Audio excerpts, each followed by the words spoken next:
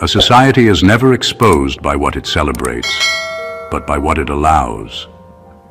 What happened here didn't explode overnight. It was approved quietly, processed casually, and justified efficiently, right in front of people who now swear they're shocked.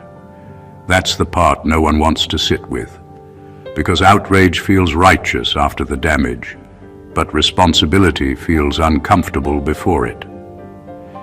Here's a fact that doesn't get enough attention. Most public scandals aren't revealed by investigation or bravery. They surface because the cost of silence finally becomes higher than the cost of speaking. Until that moment, systems don't correct themselves. They wait, they watch, they calculate. And while they're doing math, someone else is paying the price. What makes this situation unsettling isn't just what was done. It's how many people signed off on it without ever signing their names. Policies were followed, procedures were respected, heads nodded, papers moved. Everyone stayed professional, which in many rooms is just a polite word for emotionally unavailable. Somehow it was perfectly acceptable to say, "This is fine," while everything very clearly was not. Now the community is outraged, demanding answers, drawing lines in the sand like they just arrived. Suddenly, memory improves. Voices get louder, statements get longer. Funny how clarity shows up only after consequences bring a microphone. It's like watching people discover a fire alarm after the building smells like smoke. And yes, there's a strange humor in it, because nothing is more predictable than collective surprise. The same crowd that once shrugged is now furious. The same system that called it necessary is now calling it regrettable. Apparently, hindsight is not just 20/20, it's extremely confident. This isn't a story about chaos.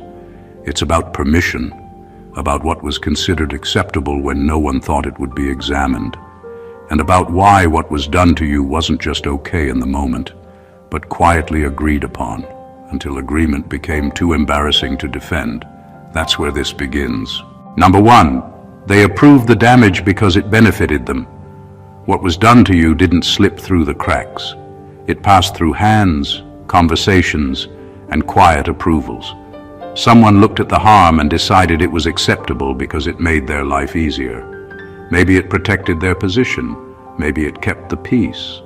Maybe it avoided paperwork, conflict, or accountability. Whatever the reason, the damage served a purpose. And that purpose mattered more than you at the time. People like to believe harm only happens when someone is cruel. That's comforting, but it's rarely true. Most damage is approved by people who don't see themselves as villains. They see themselves as practical. They tell themselves it's temporary, manageable, or not their responsibility. They convince themselves that you'll be fine because dealing with the problem properly would require effort they don't want to give. There is a strange honesty in how systems work. If something continues, it's because it's useful. Your suffering reduced friction. It kept routine smooth. It allowed others to move forward without slowing down to do the right thing. You became the cost that made their version of order possible. And as long as the benefits outweighed the discomfort of acknowledging you, the approval stayed in place. What makes this hard to swallow is that no dramatic decision was needed. No meeting titled "Let's harm someone," just small permissions stacked on top of each other. A shrug here, a delay there, a choice to look away. Each one felt harmless on its own. Together, they formed a clear answer. This is okay to do to you. The outrage now doesn't erase that truth. It only proves the benefit has expired. Once the harm stopped being useful and started becoming visible, inconvenient, or embarrassing, the approval vanished. Suddenly, it's unacceptable. Suddenly, people are concerned. Not because the damage changed, but because the payoff did. That's the brutal part. Your pain wasn't ignored by accident. It was tolerated because it worked. And understanding that is not meant to harden you. It's meant to free you from the lie that it was ever about misunderstanding. It wasn't. It was about advantage. Number 2, the outrage came late because the community needed proof, not truth. What you shared early on was already enough. The facts didn't change later, and neither did the impact. What changed was how safe it felt for people to agree with you. Truth on its own rarely moves a crowd. Proof does, especially the kind that protects people from being singled out or blamed. Until then, your experience stayed in that uncomfortable space where believing you required courage. Most communities don't respond to what is right. They respond to what is undeniable. As long as there was room to doubt, reinterpret, or downplay what happened, people used it. Not because they truly believed you were wrong, but because doubt gave them cover. It allowed them to stay neutral, and neutrality is the most popular position when standing up has consequences. There's also the fear of being early. Being first to speak up means being exposed. It means risking reputation, relationships, and belonging. So people wait. They watch reactions. They count numbers. Once enough voices rise at the same time, outrage becomes safe. Suddenly, it looks like integrity instead of rebellion. That's why the anger feels delayed and performative. It didn't grow naturally from empathy. It arrived after confirmation. Screenshots surfaced. Patterns became obvious. Others spoke up. Now there was evidence heavy enough to carry collective agreement. Only then did people allow themselves to feel angry out loud. What hurts is realizing the community didn't need more truth from you. They needed protection for themselves. Proof isn't about clarity, it's about safety. It lets people say, "I believe you," without admitting they hesitated when it mattered most. This delay doesn't mean your truth was weak. It means the environment was. A strong truth in a weak community will always be postponed until it becomes undeniable. And by the time outrage arrives, it often congratulates itself for showing up, ignoring the fact that it arrived late to something you had already lived through alone. That's the quiet betrayal in delayed outrage. It pretends to be justice while avoiding the responsibility of timing. Number 3, you were used as a testing ground for what people could get away with. What happened to you wasn't random. It wasn't an isolated lapse in judgment. You became the experiment, an unspoken measure of how far people could push limits without consequence. Before anyone else, before the rules were written clearly, before public eyes were watching, they tested the boundaries on you. And they watched closely, taking notes, adjusting their actions based on how you reacted, how far you would tolerate, and what would be ignored. Being the first target isn't flattering. It isn't proof of resilience or importance. It's proof that the system or the people in it saw you as expendable. You were the canary in the coal mine. They didn't need your approval, your comfort, or even your understanding. What mattered was your response, because it dictated what could be done to others in the future. What's insidious is how calculated it was. Every small concession, every ignored complaint, every delayed acknowledgement was a data point. They watched to see if your endurance would normalize the harm. They observed if your silence could be interpreted as consent. They measured whether your discomfort would ripple outward or be absorbed quietly. You became a blueprint without being told, and the pattern they learned didn't end with you. The cruel irony is that surviving it doesn't erase its purpose. You weren't chosen because you could handle it. You were chosen because your suffering was invisible enough to be useful. And when systems or people see usefulness in someone's pain, empathy is always secondary. This understanding doesn't make the injustice smaller. It exposes the mechanics behind it. It explains the cold efficiency of the harm. It reveals why accountability felt absent. You weren't alone by accident, you were first. An understanding that truth is terrifying but powerful. It allows you to see the design, to recognize the manipulation, and to stop being a template for what others might try next. You were tested, but you survived the experiment. And surviving the experiment gives you insight that the system never wanted you to have. Number 4, the rules were bent because you weren't seen as protected. The moment someone decided it was okay to let this happen to you, it wasn't about breaking rules. It was about bending them in a way that suited their convenience. You weren't considered someone the rules existed to protect. Not because you didn't deserve it, but because no one around you claimed the responsibility to enforce it. Protection isn't automatic, it's selective, and in your case, you weren't on the list. Rules are often praised as rigid, unyielding, and absolute. In reality, they are elastic, and their elasticity is determined by who benefits when they stretch. People in power, or even just those with the courage to define limits, decide who gets the full weight of protection. You weren't given that. You were the variable, the exception, the one whose well-being could be compromised without demanding consequences for anyone. The rules were there, but only as a suggestion when it came to you. Bending rules doesn't look dramatic at first. It's small decisions, quiet approvals, and subtle dismissals. That's not usually how we do it, muttered in passing, a delay in response, a side glance that avoids full accountability. Each act seems minor, but together they form a clear message. Your protection is optional, negotiable, and inconvenient. What should have been a shield became a sieve. What's worse is how easily this gets rationalized. The people who bend rules for convenience convince themselves that it's fair. They tell themselves you'll survive, adapt, or understand. They forget that rules exist for a reason, to prevent harm, not to measure how much someone can tolerate.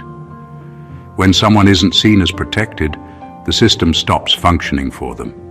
It becomes an obstacle course instead of a safeguard. Recognizing this doesn't make the experience smaller. It explains the cold efficiency behind it. You weren't ignored by accident. The rules weren't broken because of carelessness. They were bent because you were deemed expendable. And that's a truth both cruel and clarifying. Understanding it gives power back to the one who was sidelined. It exposes the gap between what should protect and who gets to be protected. Number 5. Your endurance was mistaken for consent. One of the most insidious things about what happened to you is how your strength was used against you. Every time you endured, every time you stayed silent, every time you absorbed the unfairness without outwardly breaking, the people around you interpreted it as agreement. They didn't see your survival as courage or resilience. They saw it as permission. Your ability to tolerate became their justification. Endurance is often admired, but in the wrong hands, it's weaponized. People around you watched how far you could bend before snapping and then adjusted their actions to fit that threshold. The harder you held on, the more they assumed that their behavior was acceptable. And the quieter you were, the louder the message seemed to them. They can take it. They won't fight back. It's okay. This misreading of strength is what makes the betrayal sting the most. Your capacity to withstand should have been your armor, but it became a tool for them to push boundaries. They didn't have to ask for consent or permission.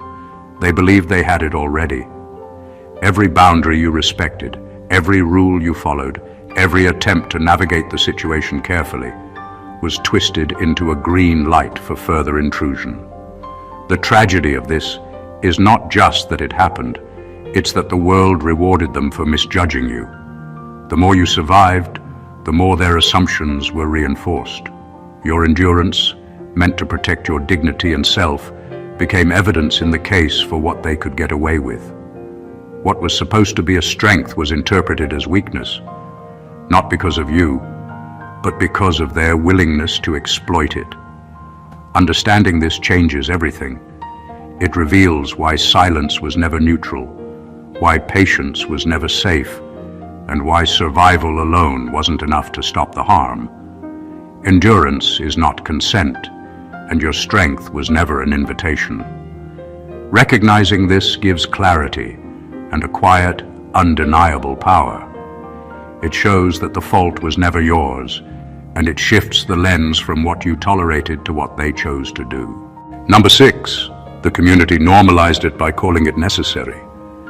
One of the most unsettling parts of what happened to you is how easily it was packaged as something unavoidable. Calling the harm necessary didn't make it right.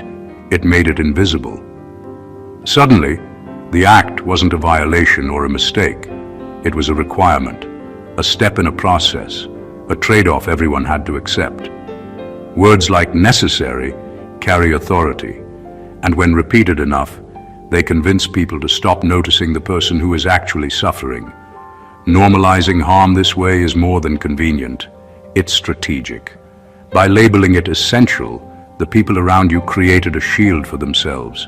They didn't have to wrestle with guilt, accountability, or ethical discomfort. They could nod, follow along, and pretend that what was happening was unavoidable. Your pain became an abstract side effect, a cost that could be rationalized away with phrases that sound responsible but are empty in practice. This normalization also silences the observer. When someone hears necessary, they hesitate to question it. Criticism becomes suspicion. Complaints become overreactions. And anyone who might have defended you now doubts themselves, thinking maybe the harm really was unavoidable.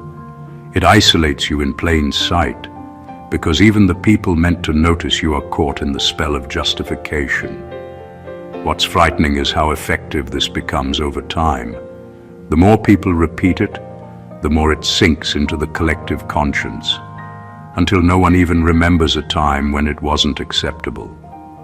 Your experience is reframed as part of a system, as part of a plan, rather than as a violation of trust or fairness. The harm stops being an anomaly and starts being a rule. Recognizing this is crucial. It exposes the cold mechanics behind what feels like chaos. You weren't overlooked because people didn't care. You were framed as a step in a process that supposedly couldn't stop. The label necessary is a mask, a way for those benefiting from the situation to avoid scrutiny. Understanding that gives clarity and power. It isn't your fault that they hid behind words, and it isn't your burden to justify the unjustifiable. Number 7. People defended the act to defend their own past silence. One of the most uncomfortable truths about what happened to you is that some of the outrage you see now is not genuine moral clarity, it's self-preservation. People defended the harm, excused it, or minimized it, not because they supported it, but because admitting it was wrong would force them to confront their own past inaction. Your suffering became a mirror reflecting their silence, and mirrors are rarely comfortable to look into. Defending the act was easier than admitting they did nothing. It required less courage, less reflection, and certainly less risk. They could point fingers, make arguments, and create justifications, all while keeping themselves on the safe side of their own conscience. By defending what was done to you, they convinced themselves that inaction in the past was acceptable, or at least forgivable. Their loyalty was to their own reputation, not to truth or justice. This behavior isn't just cowardice, it's a protective mechanism. Silence carries weight. Once someone acknowledges it, they can't undo the fact that they were absent when presence was needed.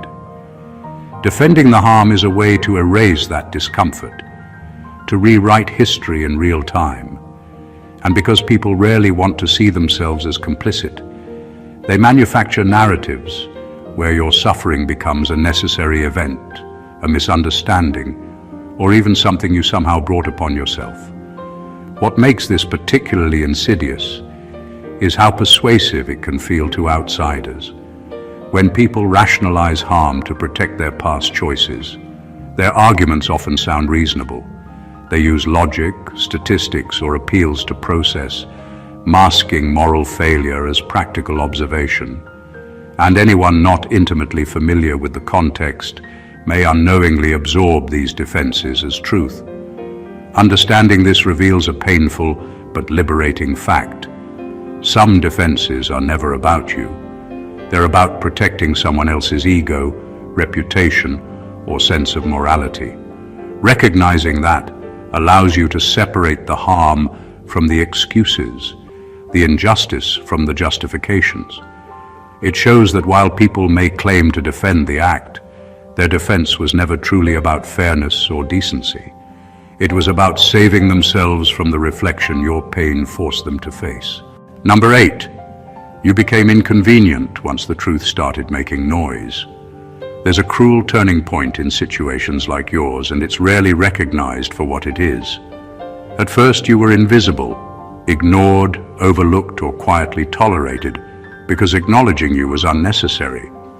Your presence, your struggle, your voice didn't interfere with anyone's comfort or routine. You existed on the margins, easily contained.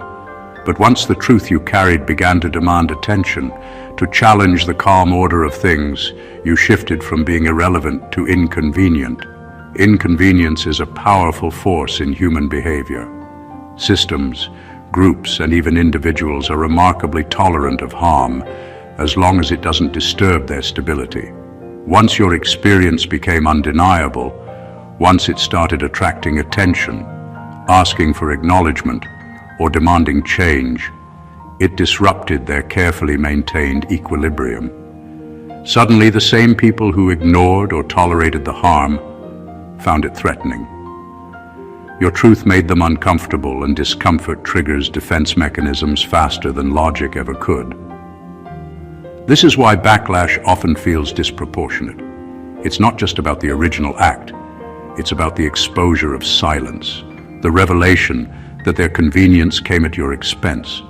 Your voice illuminated cracks in the structure they relied on to feel safe, competent, or righteous. That exposure is never welcomed gracefully. Instead, you become the problem, the loud variable that must be managed, diminished, or dismissed. The harsh reality is that visibility is dangerous for those who benefit from the status quo. They don't fight the harm itself, they fight the awareness of it. And in that fight, your inconvenience is weaponized against you. Arguments, rationalizations, and sudden outrage from others often target you rather than the injustice, because redirecting the focus is easier than confronting uncomfortable truths about complicity. Understanding this dynamic is both infuriating and liberating. It clarifies why attention brings resistance, why speaking up provokes backlash, and why survival in silence never guaranteed fairness. You weren't inconvenient for being strong or resilient. You became inconvenient because your truth demanded recognition in a space designed to ignore it. And recognizing that changes the entire story. The problem was never you. It was their unwillingness to face reality. Number 9. The system didn't fail. You simply weren't included in who it protects. It's easy to blame bureaucracy, policies, or vague failures when harm happens, but that's a comforting lie. The truth is harsher. The system worked exactly as it was designed. It just wasn't designed to protect you. You weren't a priority, and that absence wasn't an accident. The protections, rules, and safeguards existed for others, the ones deemed worthy, visible, or convenient. You were simply outside that circle. Systems aren't neutral. They operate on invisible hierarchies of value, assigning protection, attention, and care to those who are already considered important. When you fell outside that hierarchy, harm didn't need to break rules. It didn't even need to bend them. Your vulnerability was predictable, because no one ever built the system to anticipate, defend, or shield someone like you.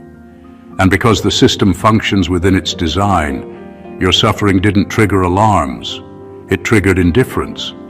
This doesn't mean the people within the system were all cruel, though some certainly were. Many followed protocol, signed papers, or nodded in meetings, believing they were doing the right thing. The problem wasn't negligence, it was selective design. You were excluded before anything even happened. Your experience wasn't an oversight. It was a gap the system assumed would never matter.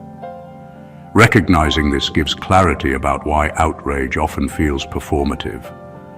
When the system fails, it's not a glitch. It's a reflection of who was considered worth defending. That realization is jarring because it removes the comforting idea that fairness is automatic. Fairness only exists where it was planned. Where it wasn't, survival falls entirely on the individual. Understanding this doesn't excuse the harm, it illuminates it. You weren't ignored because people forgot you existed. You were ignored because the entire structure was indifferent to your presence. And once you see that, you can separate the personal betrayal from the systemic design. It wasn't random. It wasn't personal in the conventional sense. It was a cold calculation of inclusion and exclusion, and you were placed outside the circle from the start. Number 10. Your pain was minimized because it challenged a familiar order. What happened to you wasn't just ignored. It was actively downplayed, diluted and reframed, because acknowledging it would disrupt the comfortable reality people had built around them. Your pain was inconvenient. It didn't fit the narrative they wanted to believe, the system they wanted to protect, or the routines they were invested in. So, instead of facing it, they minimized it. They told themselves it wasn't as bad as it seemed, that it was overstated, or that it was somehow your fault. Anything to maintain the order they depended on. Minimization is subtle but powerful. It doesn't require anyone to be openly malicious. It only requires a commitment to stability over truth. Your experience challenged the assumptions, habits, and hierarchies people relied on to feel safe, competent, or superior. If they admitted your pain fully, they would have to admit the system's flaws, their own inaction, and the moral compromises they tolerated. That's heavy work. Minimizing your suffering became the shortcut, the easy way to preserve their world while leaving you to navigate the chaos alone. This is why explanations often sound like excuses. They disguise avoidance as reason. Words like not intentional, it happens, or we didn't realize, act as buffers, keeping attention away from the real issue. Your discomfort threatened the balance of power and perception. Your reality didn't fit the story they needed to maintain, so they reshaped it. The dangerous part of this minimization is how it reshapes your own perception. When the people around you act as if your pain is small, it can make you question your own experience. But clarity comes when you recognize the pattern. The minimization wasn't about you. It was about protecting a familiar order. The world doesn't always react to truth. It reacts to threat. And your pain was a threat to the equilibrium they had carefully constructed. Understanding this reframes the injustice. It wasn't that no one cared. It was that your suffering was inconvenient to the narrative they wanted to preserve. Recognizing that truth gives power, it separates the weight of your experience from the attempts to erase it and shows why what you felt mattered, even when no one else acted like it did. Number 11. Accountability threatened more people than the harm itself.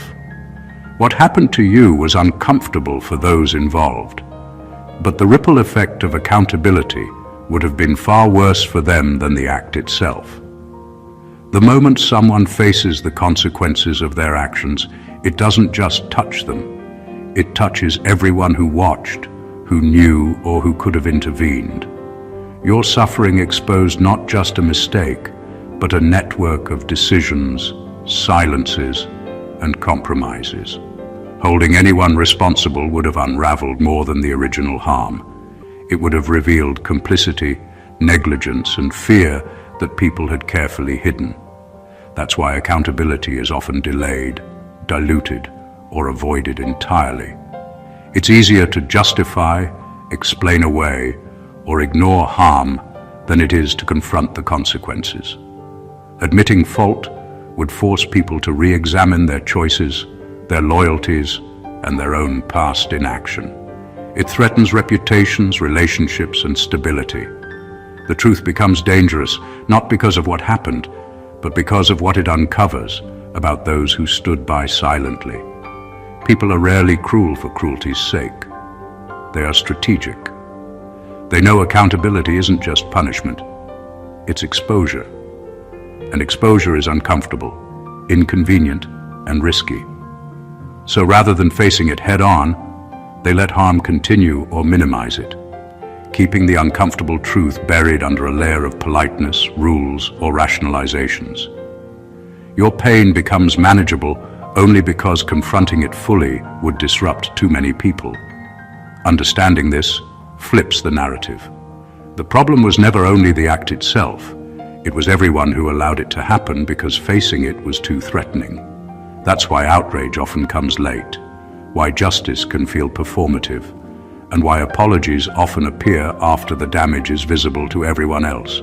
It wasn't just your suffering on trial, it was the exposure of everyone who had chosen convenience over courage. Recognizing this gives you clarity. It shows that the weight of responsibility was always a threat to others, not to you. You weren't ignored because your experience was insignificant. You were ignored because truth and accountability were too threatening to the people who needed the system and themselves to appear intact. And that understanding is both infuriating and empowering. Number 12, they expected you to break quietly, not stand intact.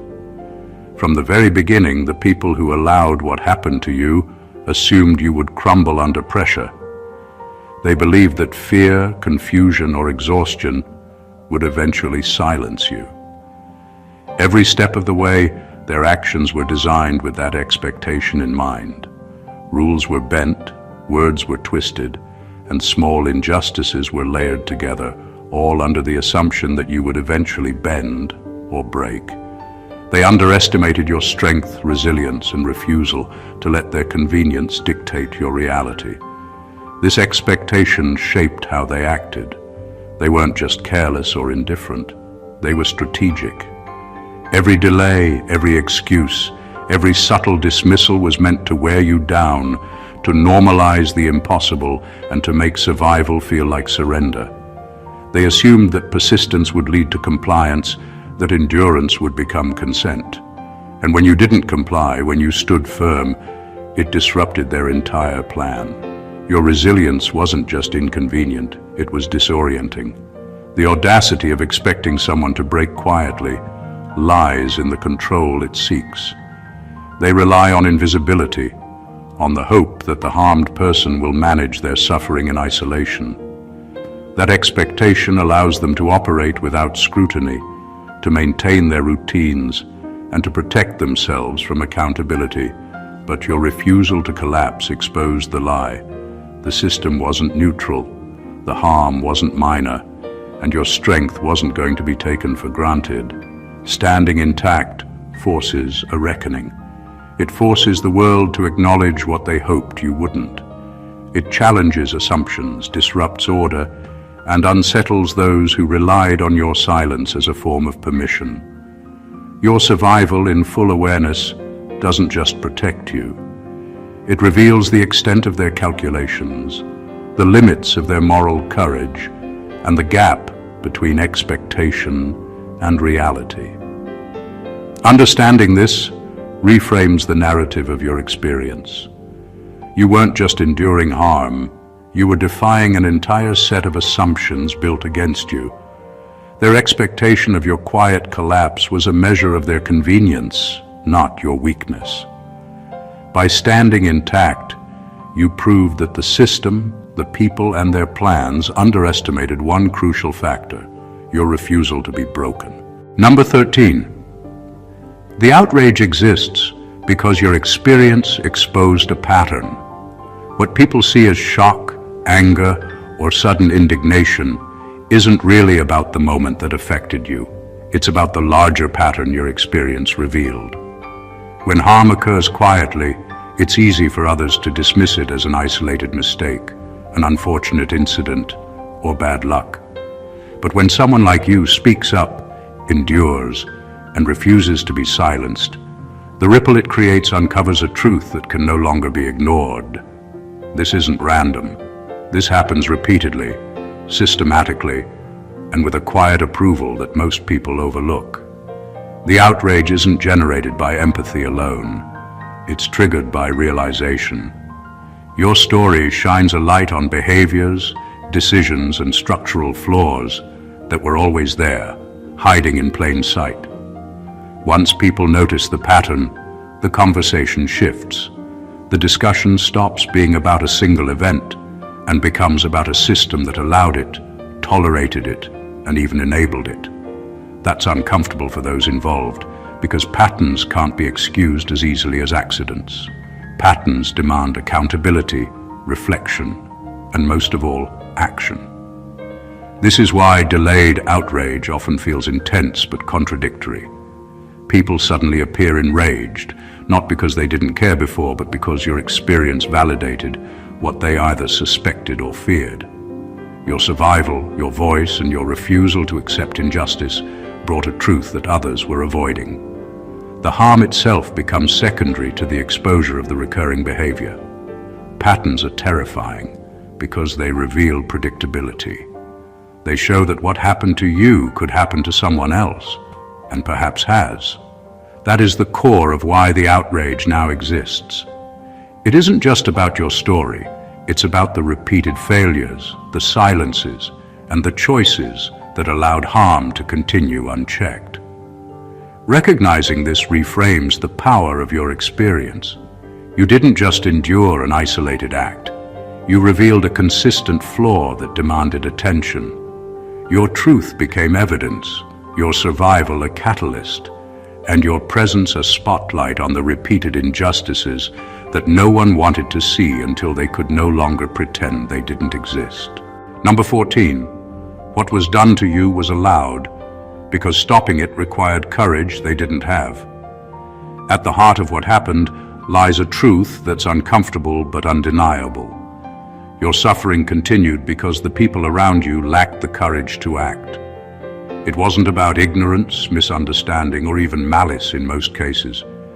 It was about the quiet, calculated decision to do nothing. Doing the right thing would have meant standing up, speaking out, or intervening. And that demands courage. Courage is costly, uncomfortable, and risky. For many, avoiding it was far easier than facing the consequences of integrity. The absence of courage isn't always dramatic.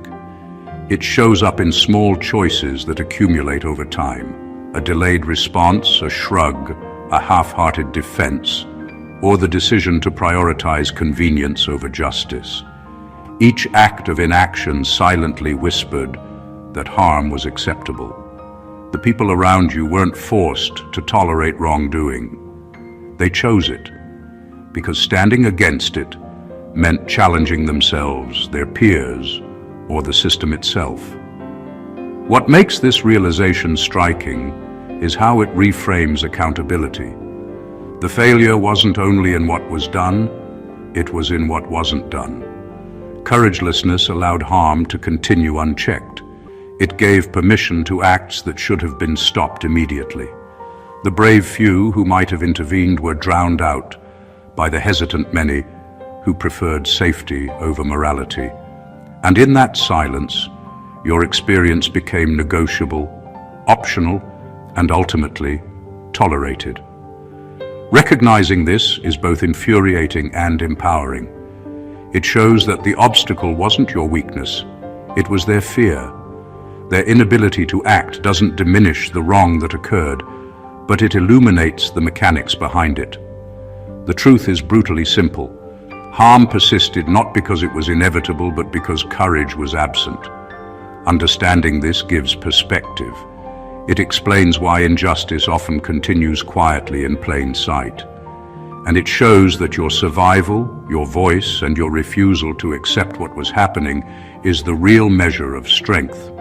You endured not because anyone protected you, but because you stood where others refused to stand. And that is the undeniable power that they lacked. Everything we've explored here exposes a truth most people avoid.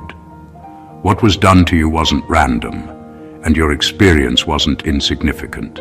It wasn't a mistake, an accident, or a simple oversight. It was a reflection of choices, calculations, and the quiet compromises of those around you.